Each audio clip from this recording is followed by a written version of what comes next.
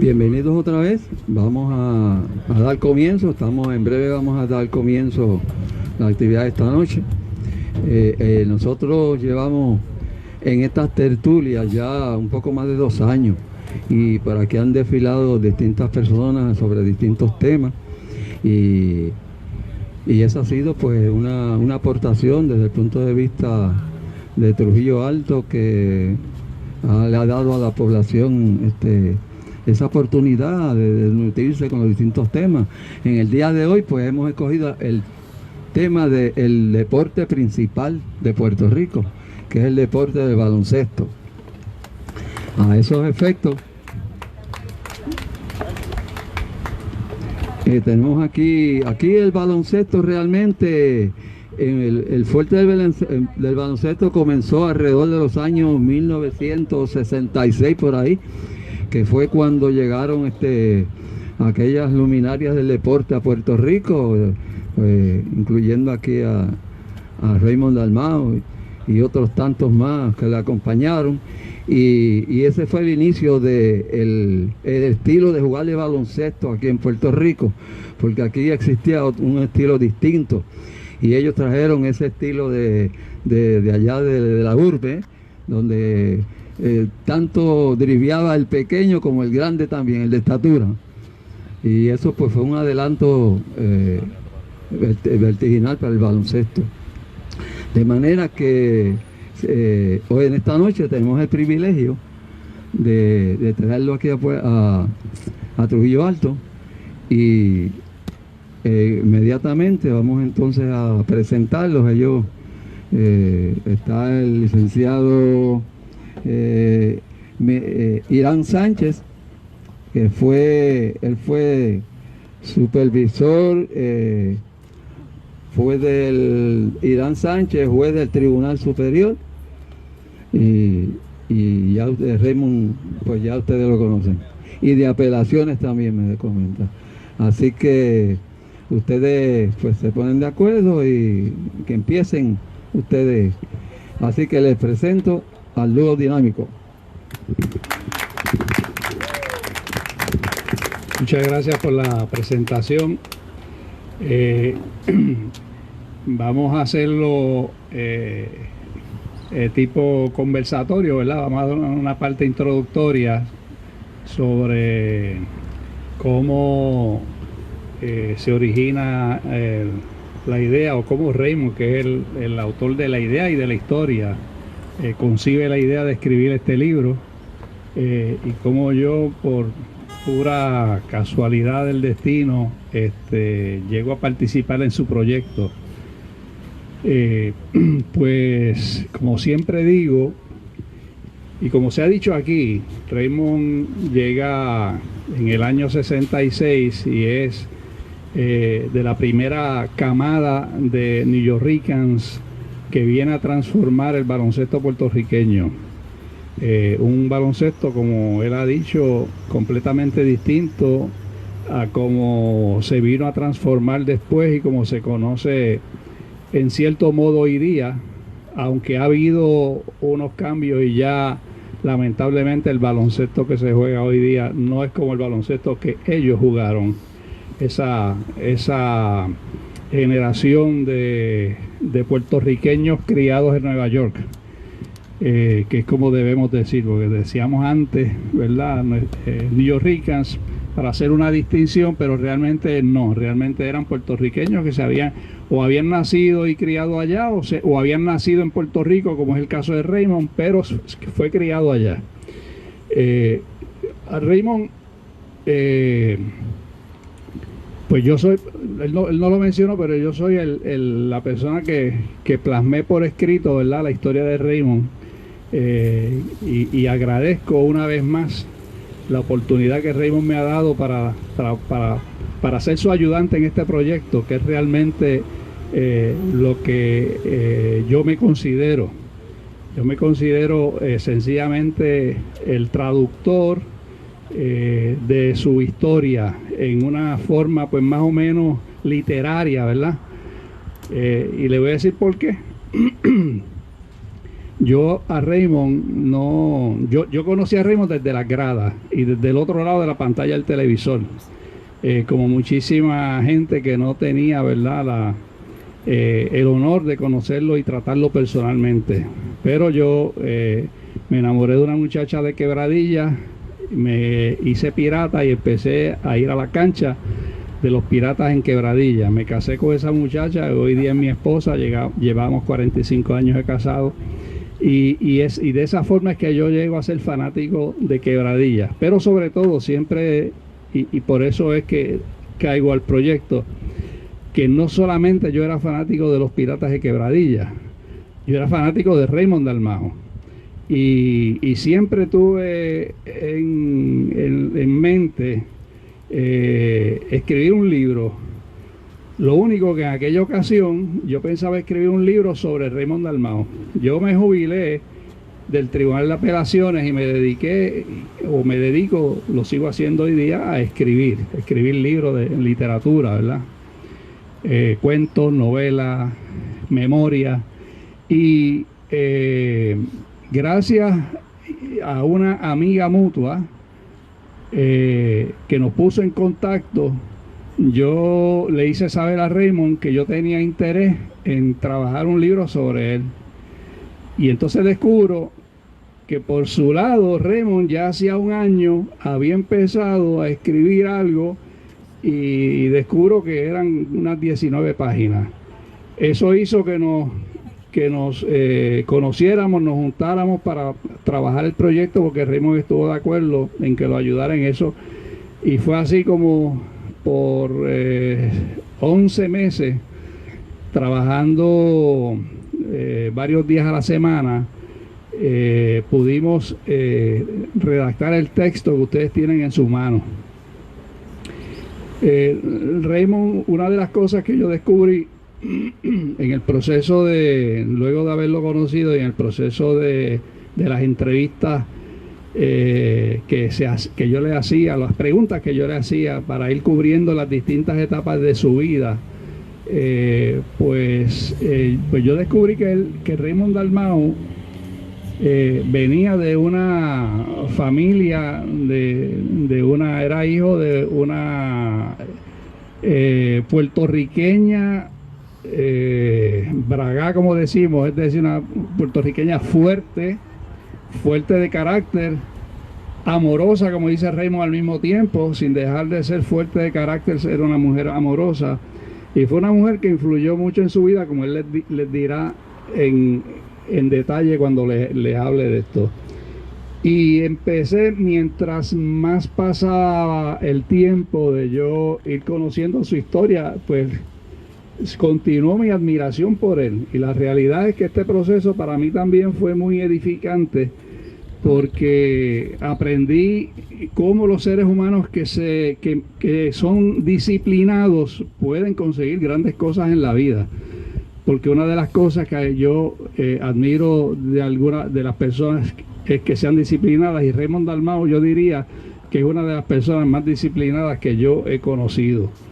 Y no solamente eso, sino que la vida de Raymond Dalmau, a pesar de que estamos hablando de un muchacho de 17 años que llega a Puerto Rico por primera vez luego de haber salido en brazos de su mamá, de varias semanas de nacido en el Hospital Municipal de San Juan, que sale a Estados Unidos y no regresa más a Puerto Rico, y conoce a Puerto Rico únicamente de oídas, de los amigos que él tenía que venían a Puerto Rico a visitar familiares y le contaban a él cómo era esto y de lo que le podía decir, ¿verdad? También la mamá y las tías y tíos.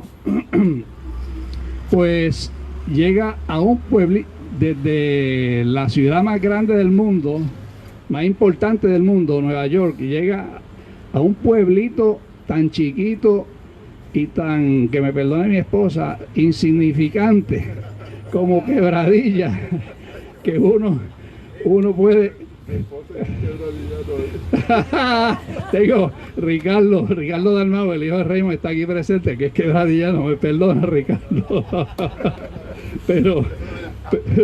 pero comparado de donde viene tu papá, comparado de la ciudad de Nueva York, caer en quebrilla, déjenme decirles que no es fácil para ninguna persona. Y sin embargo, Raymond Dalmau llegó a sus 17 años sin hablando español, pero sin dominarlo como hablaba el inglés naturalmente, ¿verdad? Y cómo pudo vencer los distintos obstáculos con que se confrontó a tan temprana edad, ganando $25 semanales por jugar con los Piratas, y cómo él pudo poco a poco convertirse en la estrella que pasó a ser de inmediato, porque Raymond Dalmau llega de 17 años aquí y a los 18 ya estaba jugando con el equipo nacional, ¿correcto, Raymond? A los 18 años.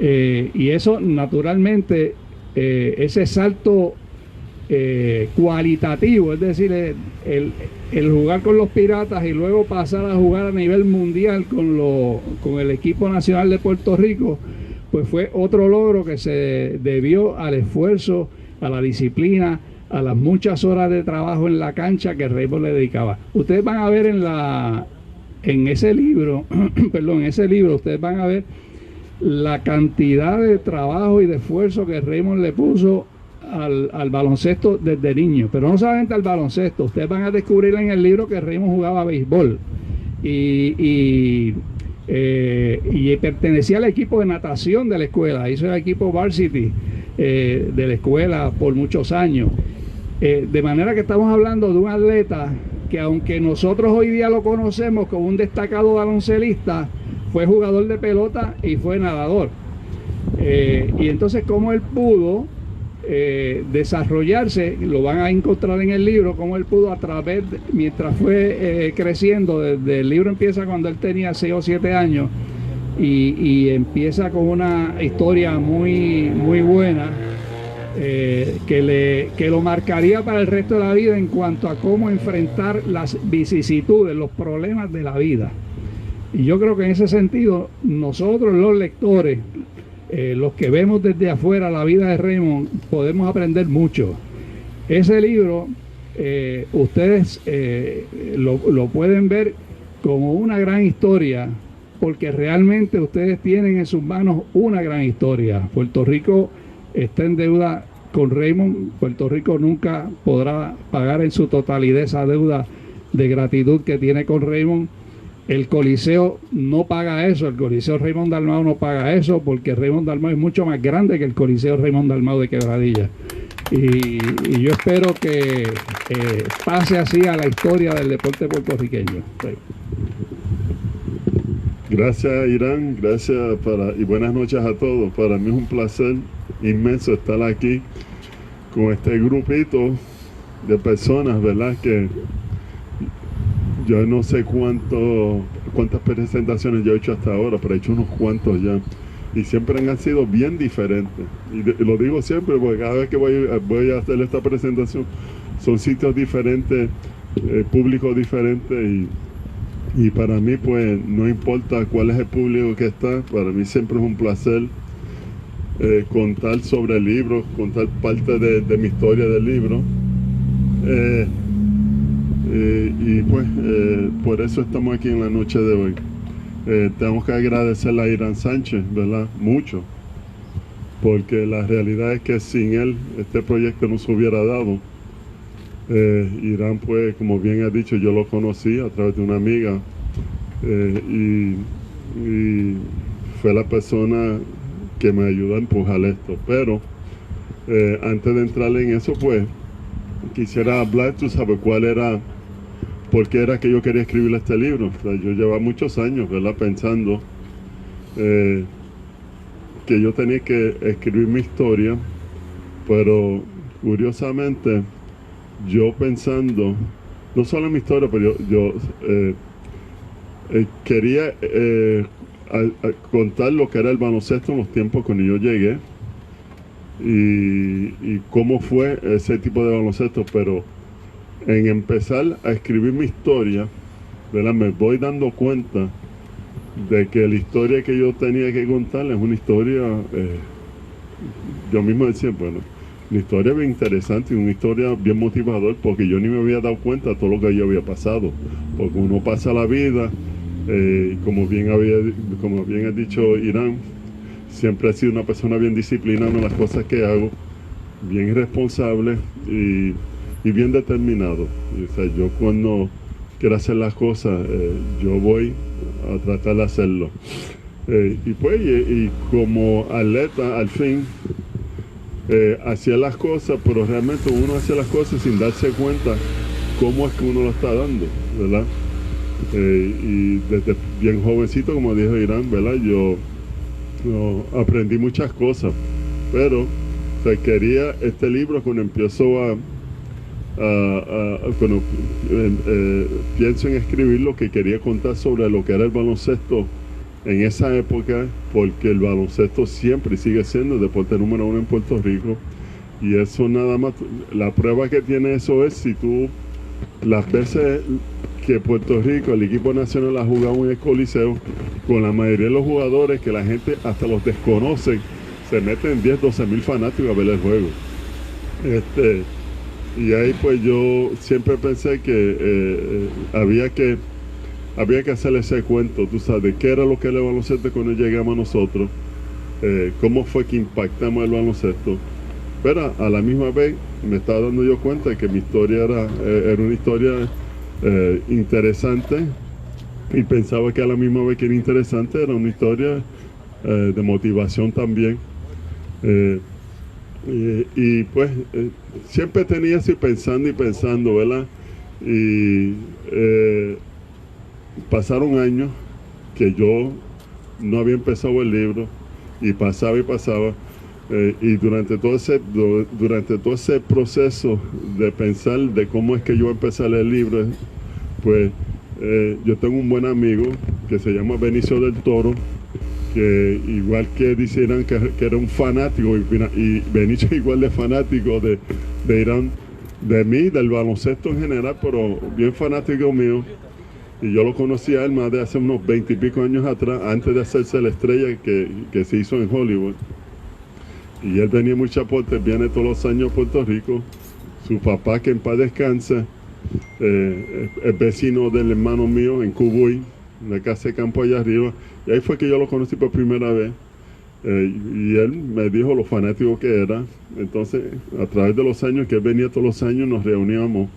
Y él siempre le encantaba que yo le hiciera cuento del equipo nacional y de los juegos y las cosas fuera de la cancha. Yo le la interacción de nosotros en las villas olímpicas, en hoteles, en los aeropuertos, porque había mucho que contar. Yo a lo mejor pudiera escribir otro libro y hablar sobre toda esa experiencia conviviendo con todos esos jugadores. La diferencia de los primeros años viviendo con Tito T, que era el otro, como Irán me ha dicho, puertorriqueño, criado en Nueva York, como él y yo, éramos los únicos neoyorquinos para ese tiempo, con los otros 10 jugadores nativos de aquí de Puerto Rico. ¿Cuál fue esa interacción y cómo fue que nosotros pudimos integrarnos, ¿verdad? Con esos otros jugadores culturalmente? Que no fue fácil al principio, créeme.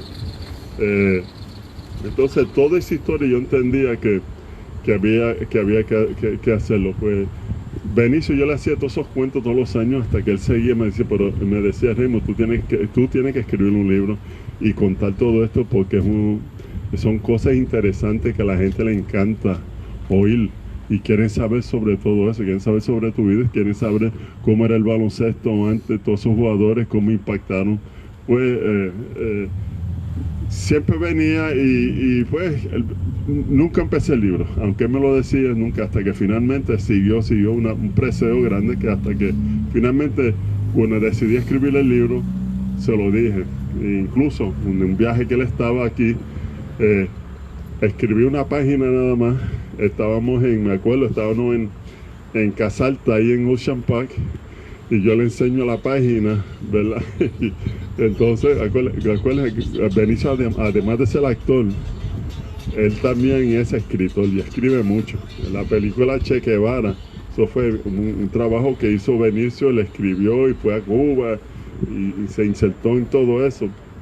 Pues él me dice, Raymond, pues está bien, no me quería ofender, ¿verdad? Me dice, está bien, pero tiene que ser más específico, ¿verdad? Me dice, tiene que ser más pero más específico. Pues, y ahí fue que empecé a hacerlo hasta que finalmente escribí 19 páginas. Bueno, le digo a Benicio que sí, que mira, Benicio, decidí escribir el libro. Me dijo, pues Raymond, yo quiero escribir el prólogo. Yo le dije, magnífico, eso me va a ayudar a vender muchos libros. Pero nada, él quería hacerlo por si el que leen el libro, si no, el que lo han leído, ya lo han leído, el que no lo han leído, van a leer el prólogo de él y van a ver un sentir de él de verdad, de lo que es un fanático de verdad, del baloncesto, y él ahí escribe tremendo prólogo. Pues finalmente, cuando ya escribo las primeras 19 páginas, me doy cuenta de que, número uno, que el libro lo tenía que escribir en español. Aunque yo domino el español,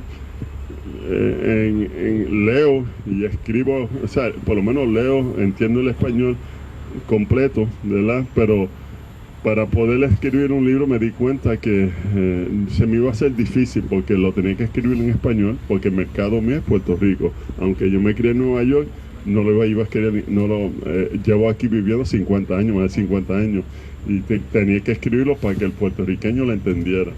Y eso fue lo que hice, pero cuando lo estoy escribiendo me doy cuenta que no iba a poder llegarle a la gente como yo quería llegarle y escribir de la forma que quería escribir, porque no dominaba el lenguaje como lo quería hacer, y que necesitaba una persona que realmente fuera autor, ¿verdad? Que tenía esa experiencia y que me pudiera ayudar a escribir mis pensamientos, articular cuáles eran mis pensamientos y cómo ponerlo en un libro para que la gente entendiera todo eso. Y ahí fue que ahí fue la gran contribución de Irán Sánchez, ¿verdad? En escribir este libro. Y fue pues un proyecto que nosotros pues nos dimos la tarea. Creo que el tiempo real en escribir el libro fueron 7 meses, ¿verdad? Neto. Pero dentro de eso, durante todo ese tiempo, realmente eran como un año que pasaron muchas cosas, ¿verdad? Que tuvimos que darle pausa, ¿verdad? En el libro, pero ciertamente trabajamos duro y podemos finalmente sacarle el libro, ¿verdad? Mucha gente no sabe hasta que no leen el libro, de que más que un libro de baloncesto o de deporte, es un libro social, cultural, que yo quería quería que la gente supiera de que cuál era realmente la cultura.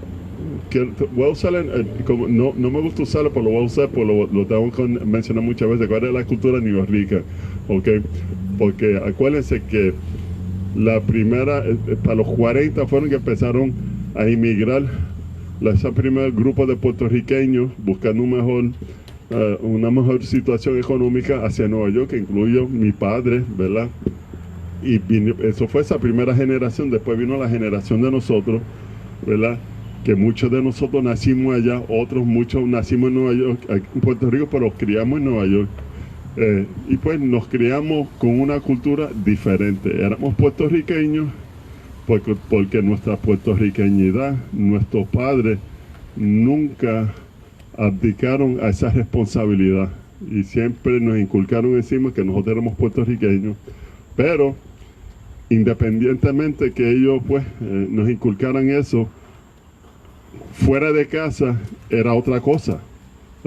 Nos criamos en Nueva York con un ambiente totalmente diferente, un ambiente que teníamos que batear con los morenos americanos mayormente, ¿verdad?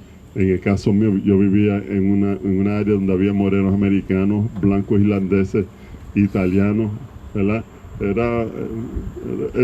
Era una área de distintas personas. Yo quería, ¿verdad? que la gente, pues, volviendo a lo que era el New Rican de la segunda generación, los puertorriqueños de segunda generación que nos criamos allá, que después fuimos llegando a Puerto Rico, porque aprendimos a jugar baloncesto allá, aprendimos todas las costumbres de allá, ¿verdad? Mucha gente pues no entienden, ¿verdad?, de que por qué nosotros éramos como éramos allá, porque aunque en casa nos enseñaron nuestros padres a ser puertorriqueños con arroz habichuela, nos hablamos en español, porque los puertorriqueños cuando fueron allá no hablaban en inglés. O sea, no hablaban nada de inglés, incluyendo mi padre y mi madre. Mi padre aprendió bien matado el inglés, pero mi madre estuvo toda la vida y ella hablaba inglés, pero nunca la hablaba con nosotros. Mi madre siempre nos hablaba en español.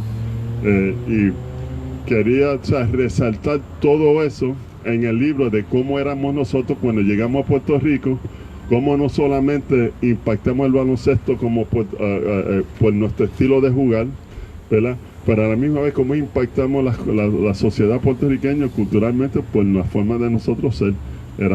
Acuérdense, la mayoría de esos jugadores venían de Nueva York, totalmente diferentes en su forma de comportamiento, en su forma de jugar y en todo, ¿verdad? Y hubo ese choque. Yo quería resaltar todo eso en este libro para que la gente entendiera, ¿sabe?, cómo éramos nosotros. Y este libro habla mucho sobre eso, el impacto en los pueblos pequeños, y no solo los pueblos pequeños, las ciudades también de acá, y cómo era que nosotros nos pudimos integrar, en el caso mío, de muchos niños ricos que nos quedamos viviendo aquí, porque realmente en mi caso me encantó, ¿verdad? Me encantó vivir aquí y me quedé aquí. Y pues quería hablar sobre todo eso. Lo de baloncesto, sí hablo mucho de baloncesto, muchas cosas controversiales que hay. Ustedes en este libro van a ver que yo hablo como soy yo. Yo no iba a escribir este libro o sea, no quería escribir el libro y dejar algunas cosas fuera o tratar de protegerme, ¿verdad? Porque yo quería que la gente supiera cómo eran las cosas de verdad. Pueden haber algunos que pueden refutar, yo entender, pueden refutar lo que sea, pero yo, ¿sabe? El que me conozca, el que me conoce sabe que yo lo que digo es la verdad de todo, y todo lo que ha pasado ahí.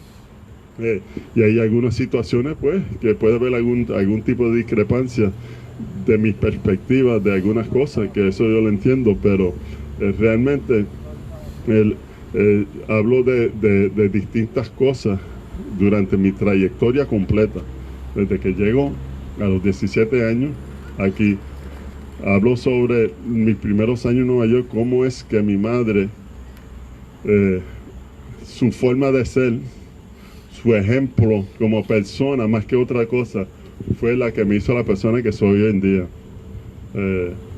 Y en el libro, empezando el primer capítulo, van a ver cómo es ella y cómo hasta el día que murió ella, que murió hace como 5 años, que murió viviendo en Nueva York 70 años, creo que la vieja mía estuvo viviendo en Nueva York,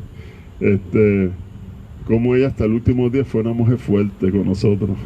Aquí está la esposa mía, que ella fue muchas veces, el hijo mío Ricardo también, que tuvo un tiempo, él pudo estar con la vieja mía allá, pero cómo es que mi madre, ya a los 80 y pico largos, seguía siendo fuerte, ¿ok?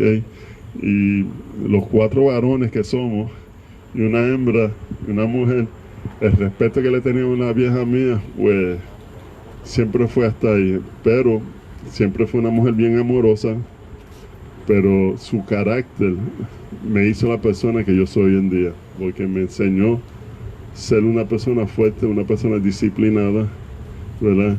Y más que otra cosa, mi madre era bien orgullosa, orgullosa en el sentido de que ella pues, quería demostrar de que ella era fuerte siempre, ¿verdad? Y así se proyectaba siempre, pero con nosotros era bien amorosa con nosotros. Por eso es que hoy en día, pues, lo que ustedes ven aquí, esa mujer tuvo mucho que ver con eso. Y nada, y hablo sobre mi enfermedad de cáncer, ¿verdad? Cómo yo puedo cómo pude superar eso. Hablo de mis 4 hijos, los 3 varones baloncelistas, que cómo fue que se hicieron ellos baloncelistas, cómo era la dinámica y la experiencia mía dirigiéndolos a ellos, y no dirigiéndolos a ellos jugando contra mí, que era difícil, ¿verdad? Pero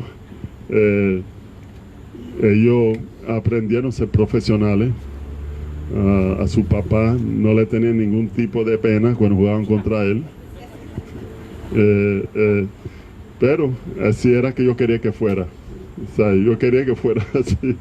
Aunque me dolía, pero...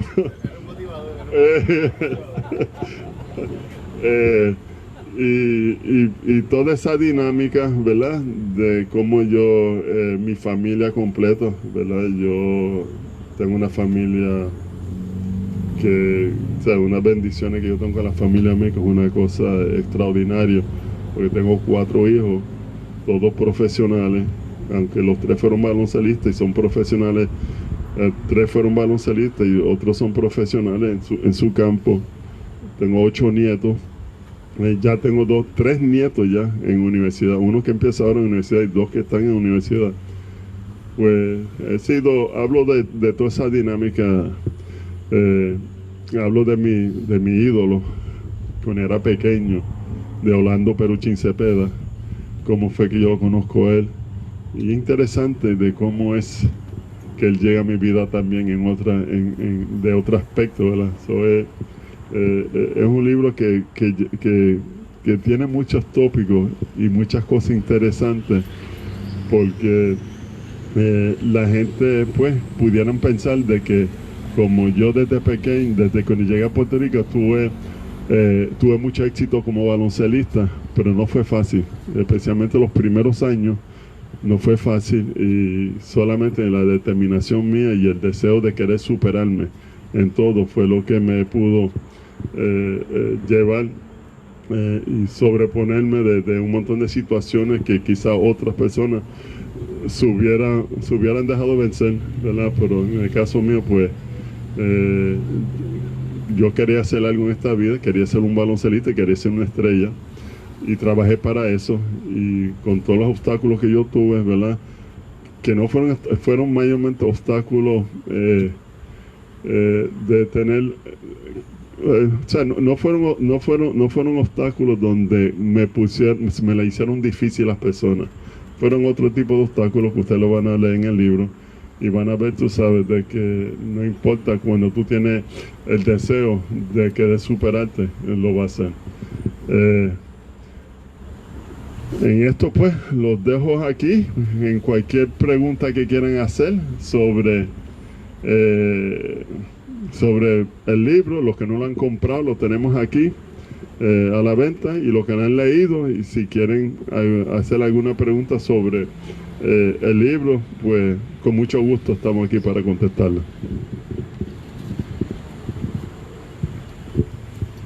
Realmente Puerto Rico le debe mucho a Raymond. O sea, Raymond logró poner a Puerto Rico aquella vez cuando llegó cuarto, y gracias a él pues lo pusieron en el mapa en términos de baloncesto.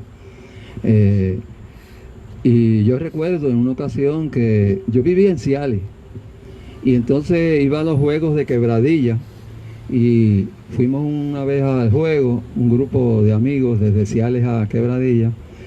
Aquella cancha estaba repleta y no pudimos entrar, y yo le digo a mis amigos, vamos a entrar como quiera. Y entonces lo que hicimos fue que uno se fue a correr, el policía que estaba a cargo de las entradas fueron a seguirlo, y los otros nos brincamos y nos colamos, y después el otro entró porque nosotros le abrimos la puerta. O sea, y Raymond nos atraía, o sea, íbamos, como dije, desde Ciales para allá. Así que vamos ahora a todo aquel que vamos a compartir aquí, ¿Quieren hacer una pregunta? Aquí viene un caballero. Parte de mi historia. Yo era de los Piratas de Quebradilla reventado. Mi hermano era de Bayamón y Bayamón siempre nos ganaba. Raymond, ¿tú te acuerdas una vez en Manila que Nestalí cometió un error y nosotros perdimos por un punto con Yugoslavia? ¿Tú te acuerdas de eso? En Filipinas, yo creo que fue. No me recuerdo, pero Nestalí cometió un error y perdimos por un punto con el equipo mayor, Yugoslavia. Tú estabas en ese equipo. Tú estabas en ese equipo. El mejor equipo para ese tiempo nacional era ese equipo. Cachorro, tú, Nestalí, Cachorro, chacho, un montón de gente que estaban fuera de liga. Ahora yo te voy a hacer una pregunta que yo siempre he querido saber de ti. Aparte de ti, ¿qué baloncerista tú admiras en Puerto Rico de tu tiempo después de ti? De tu tiempo.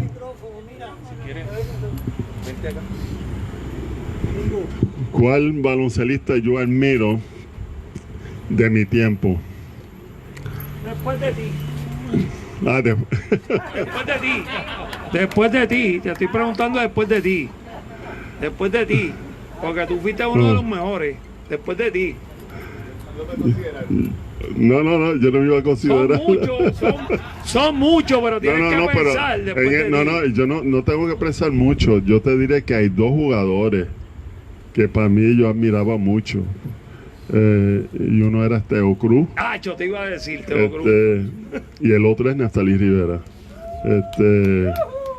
Oye, Gloria, ya no está con nosotros Nestalí, que en paz descanse, pues Nestalí por Teo, porque el éxito que tuvimos nosotros en el equipo nacional, si no hubiéramos tenido un centro como Teo, que yo siempre pensé que Teo era un jugador con potencial de jugar en la NBA. De hecho, había un equipo que lo había invitado a él, y cuando yo vi de la forma que él jugaba contra los distintos centros de los distintos países, Teo era un caballo de verdad. Y Nestalí, pues, aunque Nestalí, él y yo siempre hemos estado juntos toda la vida, jugando juntos, pero pueden hablar de todos los dos, lo que han jugado la posición 2, aunque Nestalí jugaba 1 y 2, pero pueden hablar de todos esos jugadores que han jugado la posición 2, pero ninguno iban a todos los torneos internacionales y pudieran jugar todos los juegos igual, o sea, anotar 20, 25 puntos como Nestalí.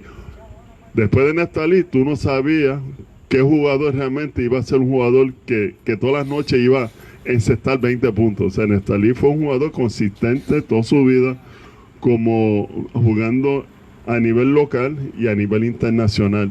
Fue un gran jugador y fue un gran jugador que en los momentos de verdad, en el clutch, era un jugador bien certero. Por eso es que para mí yo no tengo ni que pensar mucho en eso, tú sabes. Y los datos están, o sea, los datos están en lo que hizo Nestalí internacionalmente y localmente como jugador, igual que Teo Cruz.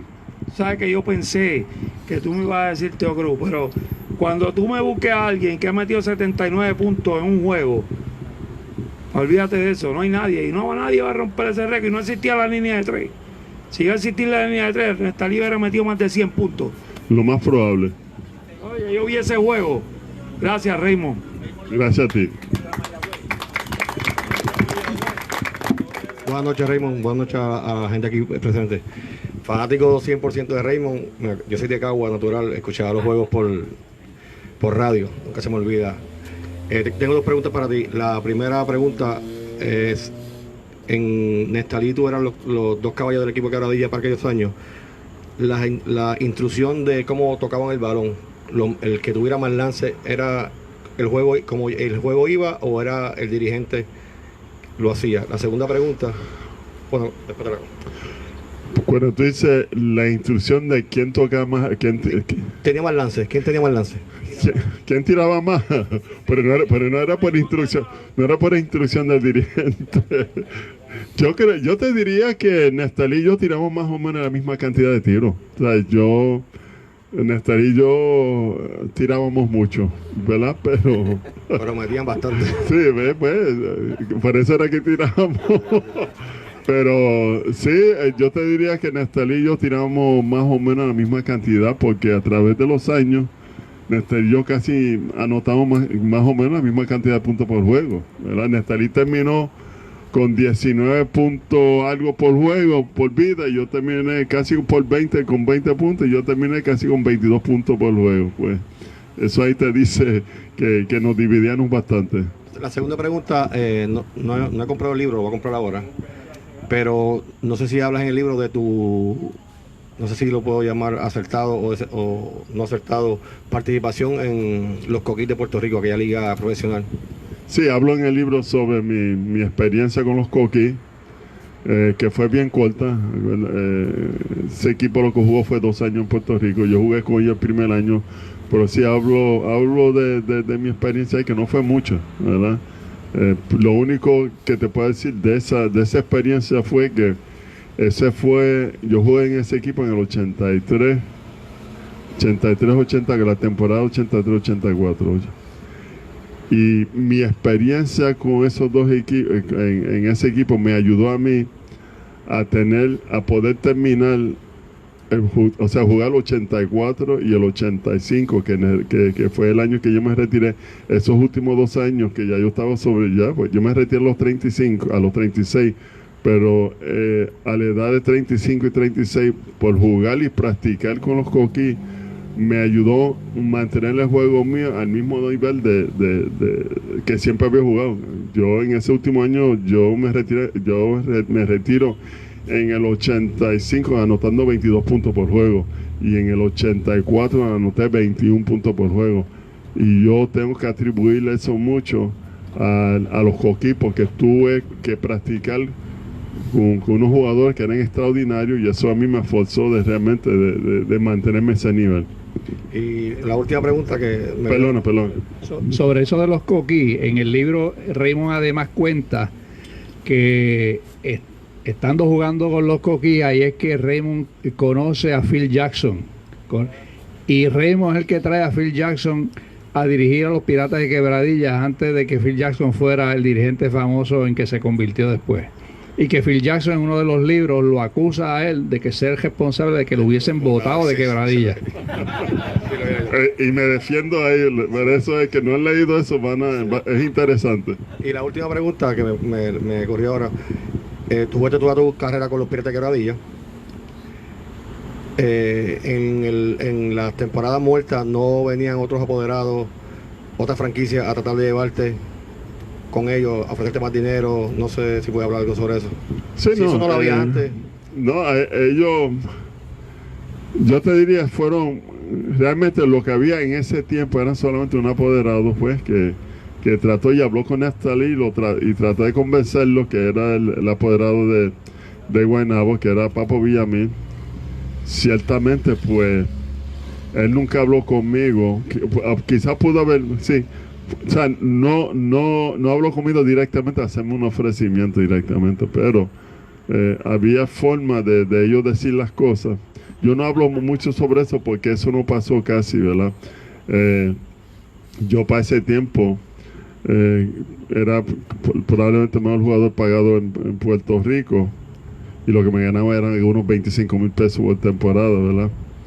Pero Papo Villamil, cuando llega a los Guaynabos, pues puso a todo el mundo nervioso, porque los jugadores de Guaynabo los trataban muy bien, y era el primer dueño de equipo que realmente tenía mucho dinero.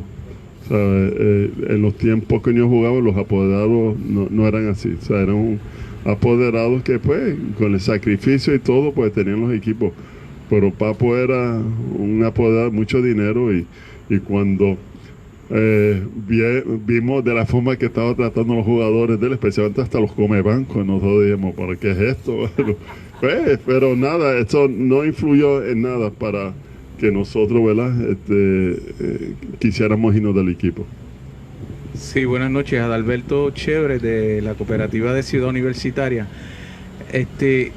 Yo soy un viejo fanático del baloncesto y soy un fanático viejo.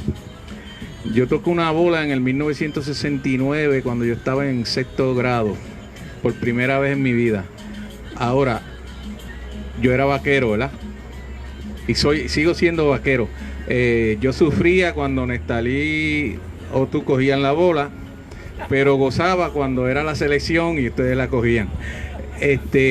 Pero lo que quiero preguntar es, en ese tiempo para mí el baloncesto era bien romántico, ¿no? Meterse en esas canchas viejas que se querían caer con la multitud y esa dinámica y esa emoción que había en esos momentos. Pero llegó en un tiempo donde ese baloncesto fue cambiando y se hizo el reglamento de los refuerzos y ese reglamento ha sido cambiando, ha seguido cambiando.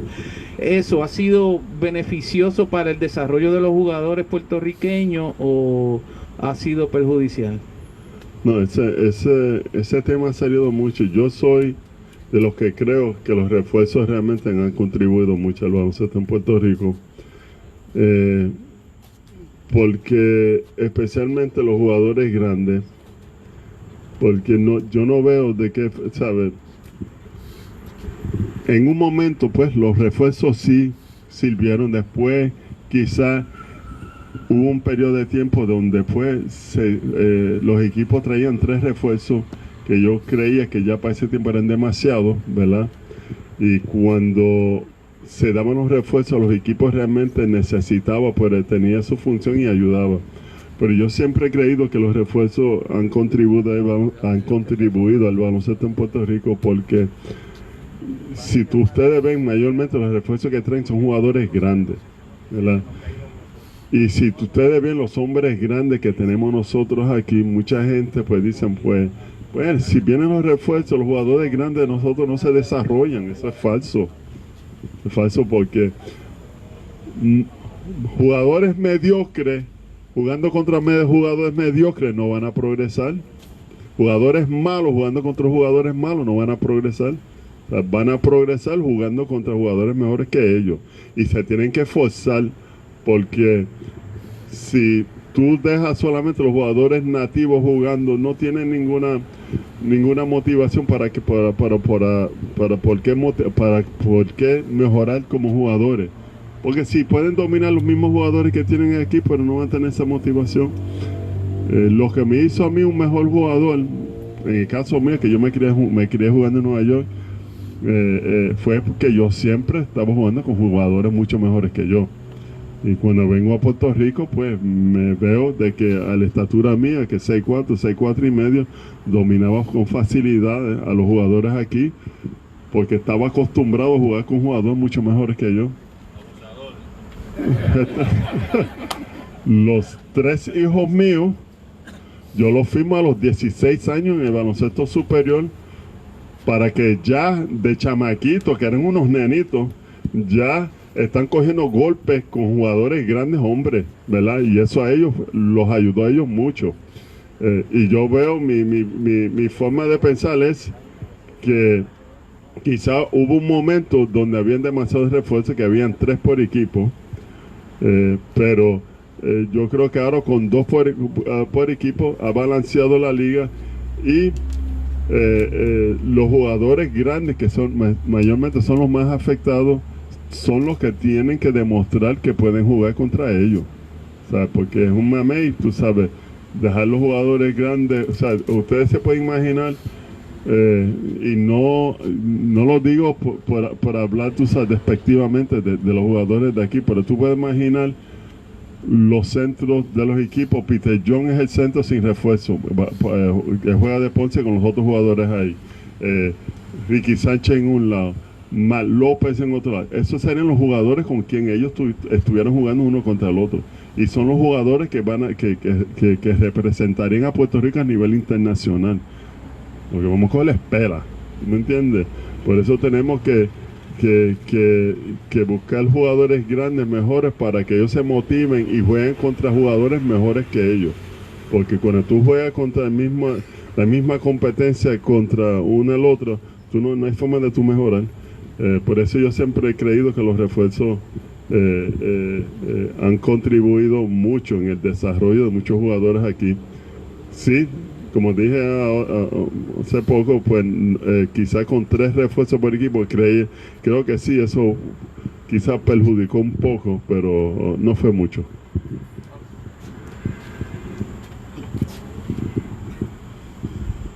Buenas noches, Salvador de la Cruz. Tengo una pregunta compuesta.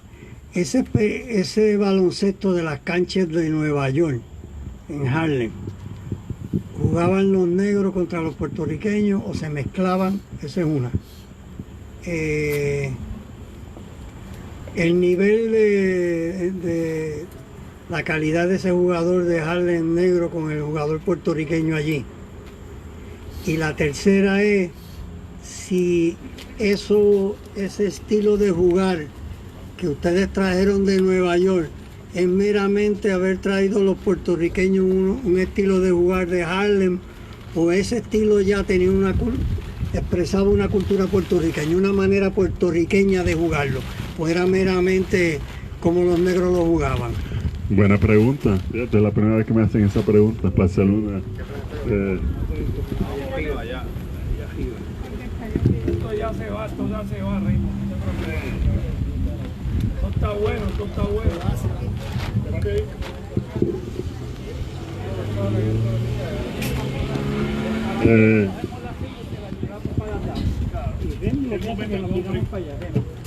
Pero estamos bien aquí.